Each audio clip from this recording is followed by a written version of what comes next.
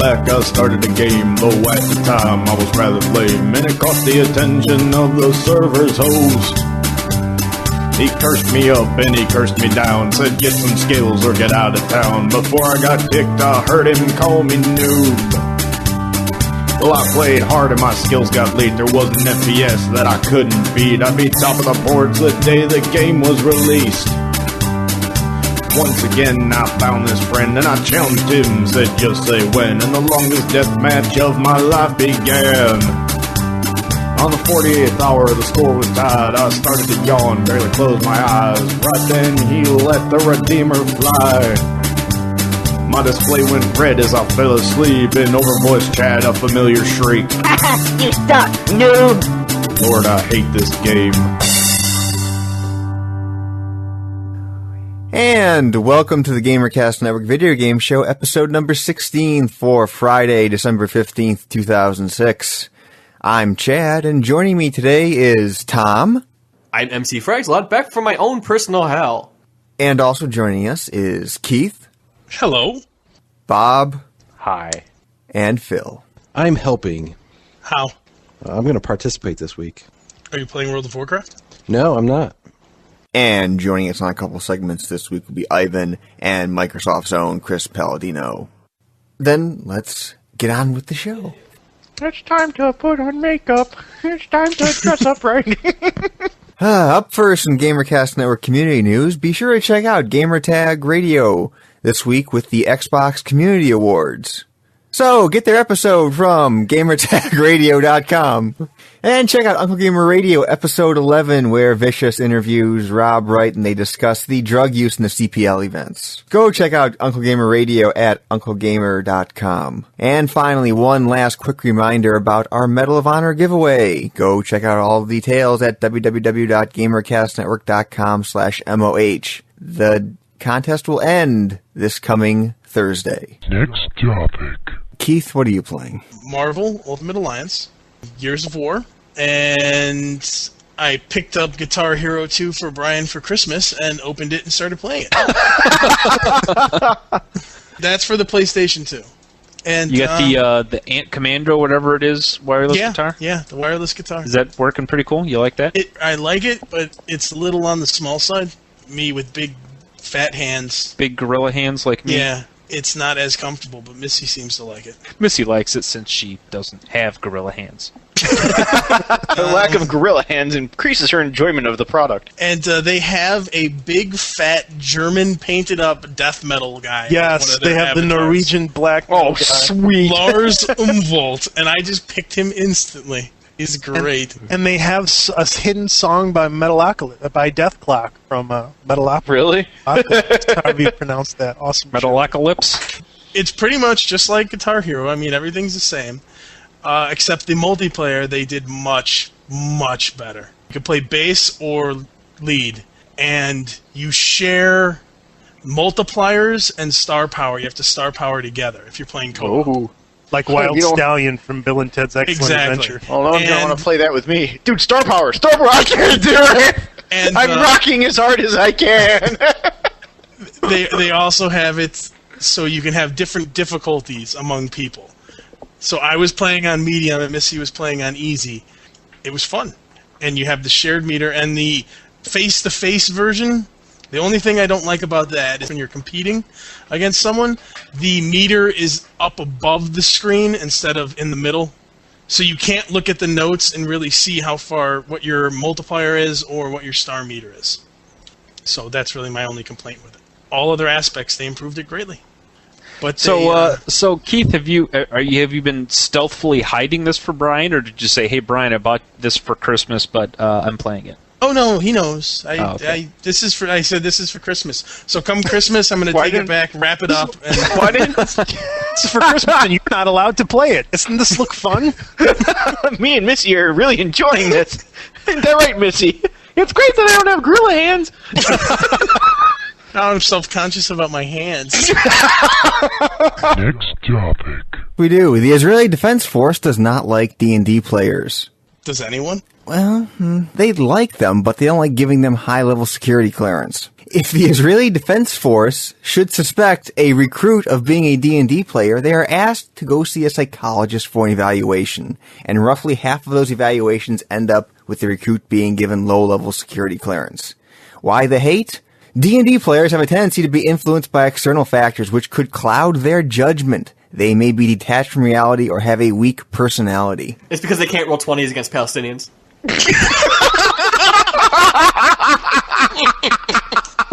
Wow. How long have you been sitting on that one? Because it just rolled right off your tongue. Well, that's much better than my joke. I'm not even going to say mine now. That was funny on a whole new level. Way to go, Tom. Joke of the week. So, Mr. Neverwinter Nights 2 player, are you detached from reality? Absolutely not. This is a preposterous statement. Wait till I inform Lord Nasher. Next topic. Sony viral advertising. Sony has tried some viral marketing for their PSP. On YouTube, a video cropped up of two white rappers, Cousin Pete and his friend, praising their PSP and its features. Supposedly they were fans. Now, the info for the video's creator contained a link to a blog. All I Want for Xmas is a PSP.com, which is a site claimed to be created by PSP fans. Their goal from the site was to, quote-unquote, consider us your own personal PSP hype machine, here to help you wage a holiday assault on your parents, girl, granny, boss, whoever, so they know what you really want. Huh. Yes, huh. Well, so lots of people thought that this was actually the work of a marketing campaign. Really? I would never have guessed. Upon investigating the domain information for the site, they found the actual owner of it was a marketing company called Zipatoni, who specializes in integrated multimedia marketing initiatives. Forum plants is what they're talking about. Rothbard. Hey! We found out where he works for. Sony came clean and on the blog site actually admitted to it being a viral campaign. Here was their message. Busted, nailed, snagged. As many of you have figured out, or maybe our speech was a little too funky fresh, Peter isn't a real hip-hop maven, and this site was actually developed by Sony. Oh, you kids are so darn clever. Our speech was too funky fresh for you, wasn't it? When they found the white rapper, they actually pulled his mask off, and it was Ken Kugurami, and he said, "I would have gotten away with it if it wasn't for you darn kids." Dude, you said it again. Did he say it wrong? I didn't notice. He said Ken Kunarami. It just makes me want to spit on Sony more. I have no desire to buy their console or use their stuff. It's just that company is run by such a bunch of morons. It's insane. I think I'm more disappointed that with all the money they have, that's the best they could do. Even bad rap is better than that. Next topic. Well, want to hit the Chinese a little? Oh, hell yeah, baby. Doesn't want to hit the Chinese a little. So, there's a new MMO coming out called Fang Yung from Aurora Technology, who are requiring that female players are the only ones who can play female characters. Sweet! Their goal is to reduce confusion and broken hearts in game. Reduce confusion. Broken hearts. Oh god. Oh god. The thing is, the whole online market in China is so large that a lot of players become female characters because the male characters will give them things. I was gonna say, first time anyone's ever mentioned that something in Chinese is so large. Sorry. Wow, Tom, that's too good. Dude, he's on, man. Next topic. Okay, so the CPL Gaming League is starting drug testing for its gamers. Gamers with gigantic arms, and the new 50-pound mouses that all kids are using today. They're selling this dude's got 100 pounds of wrist weights to beef up before the competition. Get his mouse and arm in good shape.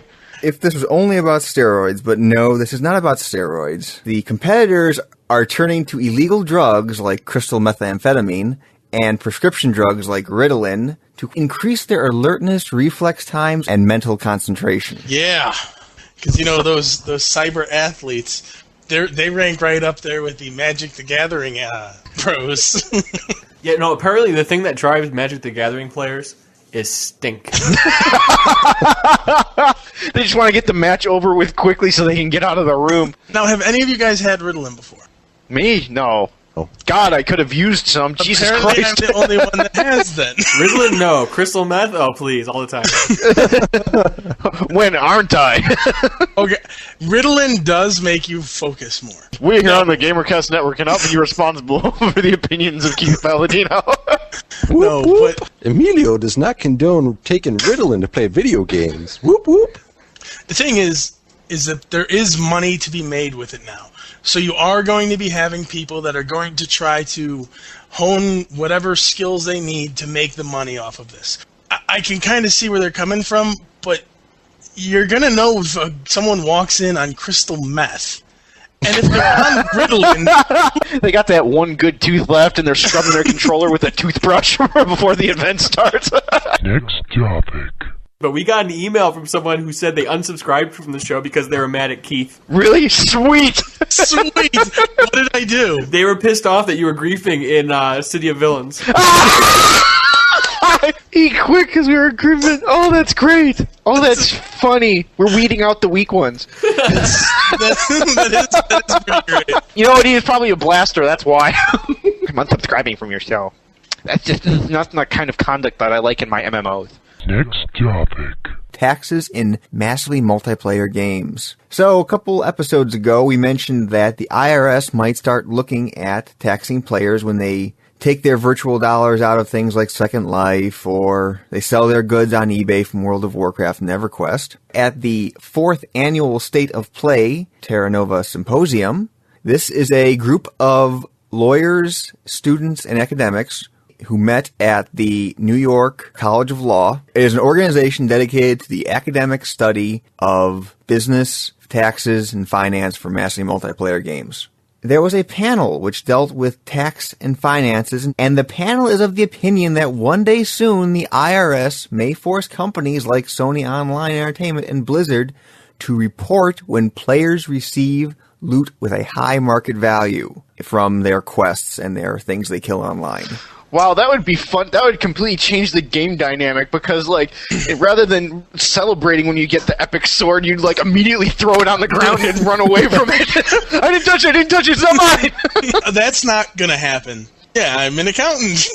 That doesn't mean I know what the IRS is going to do, but if anything, they would tax the transactions from player to player. They couldn't tax you for playing the game, regardless of the virtual loot that you can get and its value, because it's not a actual monetary amount. You can't say that this epic sword is $15. You couldn't use it as a means of barter. Apparently there is some precedence for something like this, because apparently there is a online cribbage game where you put in some money into the game. You start with a bank roll of $100, and then you play cribbage with other players, and you can win money. I guess players were winning so much money that the IRS went to the service, asked them to give out 1099 forms saying to their players, hey, report your income. Yes, but that's different. That's actual money. That's actual money. And the thing here is, though, people are thinking that the IRS might actually start viewing eBay and these other services like IGE, I believe is one, where there actually is a market value for items that players receive in the game. That's speculation, but in all honesty, that's just paranoia. You're not actually selling any items. It's against the law to sell the items. And you don't even own any of the items, so even if you sell them, Blizzard can reclaim them at any time. With all that aside, how difficult would it be to establish a market value for some of these things? What about selling high-level characters? Are you going to have to pay a tax when your guy hits level 40? Again, that's why they wouldn't do that. Some things, we were talking about it before, you play for virtual chips, but then you can turn the chips into money, that kind of thing. That, yes, I could see them looking into and taxing something like that. But, yeah, actual taxing of, yay, I completed this quest, no, I don't want either of your rewards because I'm going to have to pay $2 in tax, that's nowhere near happening. It's just ridiculous. Paranoia, that's all. It is paranoia. Right, Mulder? Right. Next topic. Our Sony quote of the week from the mouth of David Cracker. Cracker speaks! What's the Cracker got to say this week? We had a wheeze. Well, it has to do with Wii's. He was being interviewed by the Wall Street Journal, and this is his opinion on video game fans waiting for a PS3 and buying Wii's. According to Cracker, we feel very confident that Read it like Cracker. We feel very confident that the PlayStation is going to wait until they can get a PlayStation 3. If they do pick up a Wii, it's more of a novelty. Can I get an amen? No, actually, Chad is reading it like a cracker. Chad was doing a very good job of reading it like a cracker. We feel very confident that the PlayStation until like the PlayStation 3. See, that was like a cracker. Because Cracker's going to sort this out.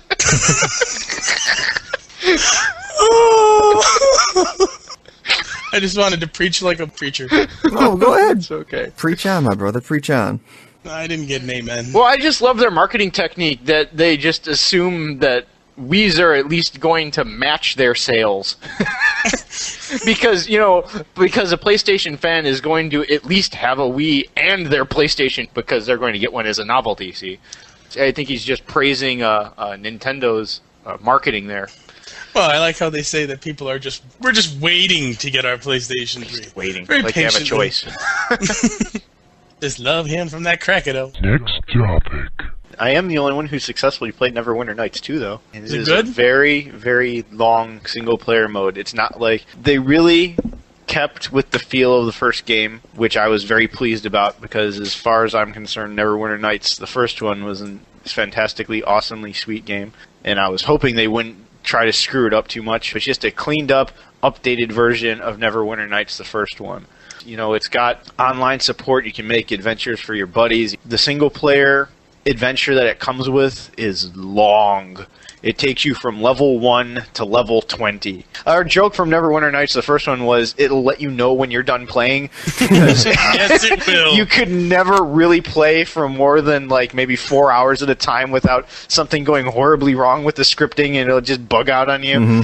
And I didn't have that problem the entire time I was playing, except when I got to this one end part. It goes to the cutscene, and you hear, "No, my avatar, how did you defeat. Would you like to report this problem? Microsoft looks phenomenally better, but that comes at a price, because the next thing I want to bring up was this thing is a hardware hog. You are going to need the latest and greatest of everything to get any kind of frame-rated decent resolution out of this thing. What kind of PC do you have exactly? Right now I have a 3 gigahertz Pentium 4, 800 megahertz front-side bus, and the AGP 7800. That could be slamming it right there as the HEP. But on it, I play right now 100 by 600 resolution. And lower settings or medium? Lower settings. I keep, me too, because my frame rate's never high enough. I'm never happy with what the frame rate is. And when you're in this huge, expansive city and all the buildings are being rendered, even when you got your draw distance down as low as it can go, it still dogs pretty hard.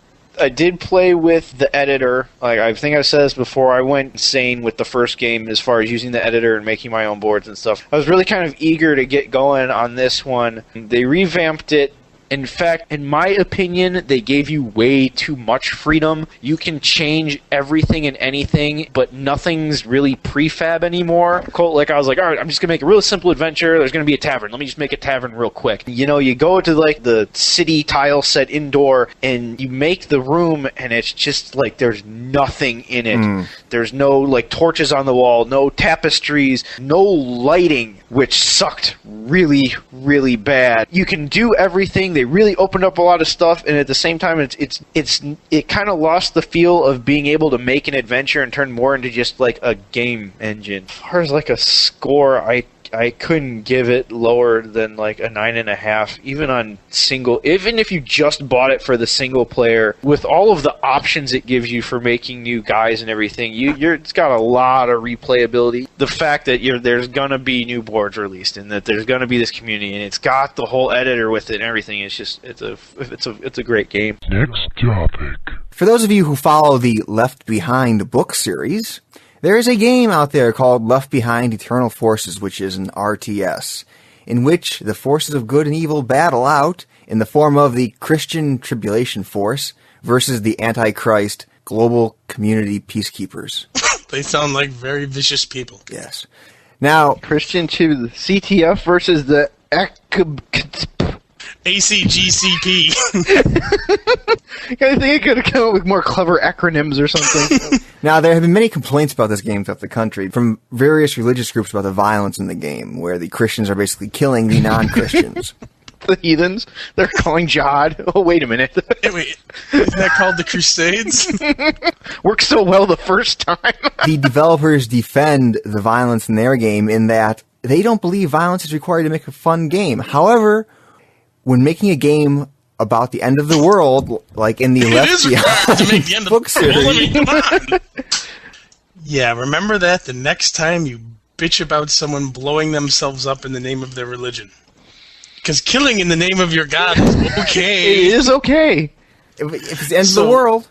So I mean, apparently it's okay if it's a crusade, Yes. a jihad, Yes. or Armageddon. Yes. Yeah. It's okay to kill for a god. Or if you believe it's Armageddon. So really, it's all a matter of perspective. Next topic. There is some more hot coffee fallout from Grand Theft Auto San Andreas. All right, isn't there like a statute of limitations after so long? Well, hang on, hear the story out. So a father in Philadelphia 2 years ago purchased a copy of Grand Theft Auto San Andreas for his son. Now, when he learned of the simulated sex content in the game, he took the game away, and now he seeks to sue Take-Two for not offering customers a refund on the title. When he purchased the game for his son was 20 years old at the time. And a virgin. Poor child. And obviously a gamer. Hey, my dad cares about me a lot. Would you leave him alone? Next topic. Does anyone here like the game Fallout? Fallout. That's like post-apocalyptic A thing. post-apocalyptic role-playing game. Interplay, the makers of Fallout, and Fallout 2... Interpret. The same exact thing. Interplay has made a filing with the U.S. Securities and Exchange Commission to sell Interplay stock on the Euronext Pan-European Exchange. Their goal from the proceedings of the sale is to develop a MMO based on the Fallout universe. They hope to pull together $75 million and launch the game in the third quarter of 2010. This is going back to my whole theory that eventually games are going to cost so much to develop, no one's going to bother anymore. Next topic. Sega has acquired the rights to develop 2 games based on the Aliens movie franchise. One will be a role-playing game developed by Obsidian, who made Star Wars Knights of the Old Republic 2 and Bob's favorite Neverwinter Nights 2. Yay. The other will be a first-person shooter from Gearbox, who made Brothers in Arms. I don't care about that, but the role-playing game sounds like that could be fun. I disagree, Keith, and I'm going to tell you why. Why in God's name would I want to make an alter ego who exists in a world inhabited by aliens? Like, if you're in a World of Warcraft, there's like dragons and mythical beasts and all this stuff, and it's like, if you're in a world of aliens, it's just like, there's aliens. But wouldn't you want to be a colonial marine walking around shooting the crap out of an alien here or there? Maybe, but I don't know. I mean, I guess, yeah, sure, I mean, yeah. Okay, so, alright, how about this then, Bob? Would you have any interest in a game like a Warhammer 40,000 game? Oh, you bring a good point. I'm just saying, if they made a role-playing game like, Neverwinter Nights 2, but it was Warhammer 40,000, would that be interesting to you? Well, yeah, we've already been through that. I don't know why I took issue with this. When I first heard it, I was like, oh god, I don't want to play an RPG based on aliens. I mean, I actually loved the movies, but I have no desire to, I don't know. You just don't see a lot of variety in the actual, Yeah, it's just, there's not much to it. It was just there's aliens. Nah, I mean, there's like... Maybe because I don't want to be an alien, you know what I'm saying? It's like the whole point of Warcraft is I get to be an orc. Well, and being an orc is fun. They haven't brought the details up, but there's probably going to be, you probably aren't going to be an alien. You might actually be like a colonial marine. Because if you're an alien is kind of boring, because they're just like little droney things. I mean, you bring up good points. I love the movies. Why wouldn't I like this game? But just the whole, I don't know, it just rubbed me the wrong way for some reason. It just doesn't grab your goat. Well, at first, not. your first gut instinct was to say, this is going to suck. Yeah, pretty much, yeah. So, that's valid. Next topic. The developers of the next sequel for Burnout for the PlayStation 3 want the in-game crashes to scare you, quote unquote. If you don't believe the crash is real, then it's not going to frighten you. The first crash you see on PlayStation 3 has got to go way beyond everything you've ever seen. We have to go beyond a game, and we have to go beyond a game car crash. The only way for them to do that is just put you in an actual car and slam you into a wall. Yes. It's going to be you can buy this controller, and it's going to be a big thing. You're in a car on a rail with a wall in front of you, and when you mess up in the game and crash into something, it launches you at 60 miles an hour into the wall. The new controller is a key to your own car and a brick tied to the accelerator. There's the control point. Go get your keys or your parents' keys. Go out to your car. Start the car. Go get your parents' keys. Here, little Timmy. Whoop, whoop. Don't grab your parents' keys, kids. Okay, here's my argument against this. The first point is the game itself is not very realistic in the first place. I mean, you're driving in a car, you got an afterburner, and you're going like 300 miles an hour, and you're trying to maneuver on the streets. Not very realistic. The thing that makes that game fun is actually the crashes and just the physics of the game, where if you crash, you don't know what's going to happen. As the game is already, when you're crashing and wrecking, I mean, I get all excited. I start yelling and screaming and having a good time, and I get more pumped up playing the game because I see something. Well, with the next version, they want to make you get even more pumped up. I know, you'd be driving down the road and suddenly it'd be like giant enemy crash. I don't know if they're going for realism as much over the top as they can do with the PlayStation 3. They make it the most dynamic crash you've ever seen in your life. They're trying to just make it dramatic, and there's a whole big difference between what is real and what you see on a TV that you think is real. Because if you just see a real car crash, like in a movie, you'll look at it and go like, oh, that's not what would happen. I mean, the car dents up a little bit and like, there's some smoke. That's it. But if the damn thing falls off a cliff, bursts into a ball of flame, pieces fly everywhere else, and, bones and limbs and everything else, be like, oh, wow, that looks so real. God, that looked horrible and terrible and all this. But that would never happen. It's like when the car gets on fire, rarely do they explode like they do in movies. No, if you're in real life and a car catches on fire, you'll be hard pressed to see the flame half the time. Yeah, it's just going to sit there and smolder for a few minutes. Anything else you want to throw in this buzzkill here? Tell me why crashes on the movies aren't real. I'm telling you that nothing on the movies is real. Next topic. Okay, so remember a long time ago we talked about MS tapping Japanese game devs to make exclusive... Japanese what? Because I like to get on that. MS wanting Japanese game developers to make games exclusively for Japan on the Xbox 360. So one of these exclusive titles coming out is called One Shinbara Vortex. In this game, you play a bikini and cowboy hat wearing girl who tears through zombies with a samurai sword. And I'm done with the podcast. Goodbye. Bye, Tom. And as you cut down the zombies, blood splatters everywhere. And when the girl gets enough blood on her, she enters a rage mode, where she deals more damage. However, too much blood can be a bad thing, because it can gunk up your sword. What you talking about? How does it gunk up your sword? It can dry on your sword and gunk it up and get all covered in blood and make it that much harder to tear through a zombie. Oh, it's harder already. Say blood-soaked bikini-wearing cowboy head Chinese girl again. Well, I was going to mention the schoolgirls in the game, but I figured that was a little too much over the top. My favorite part about this whole article is they got a team together, getting these Japanese developers together and really pouring a lot of money in this, and they like, okay, here's what do we got. A bikini, a cowboy hat, zombies. Oh, bestseller, number one. The thing is, over there in Japan, a lot of these games come out. There are a lot of games where there are bikini-clad girls cutting up zombies. So trite. No, I got a good one. Remember in Beverly Hills Cop, it was either 2 or 3 where Bronson Pinchot was selling the machine guns. You just referenced Beverly Hills Cop. Like we all should just know it. 2 or 3. He's selling these machine guns, right? But he's got these hot chicks in the bikinis. And there you have it. GamerCast Network episode number 16 for Friday, December 15th, 2006. What else do I have? What else do I have to say? Oh, yeah. Make sure you send us mail at the mailbag at vgs@gamercastnetwork.com. I still thought you were going to say make sure you send us money.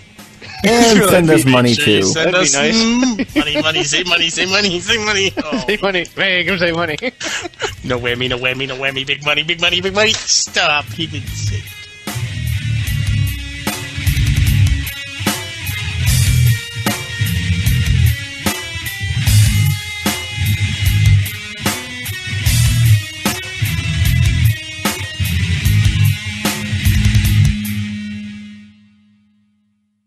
I was gonna do a little song for my comeback.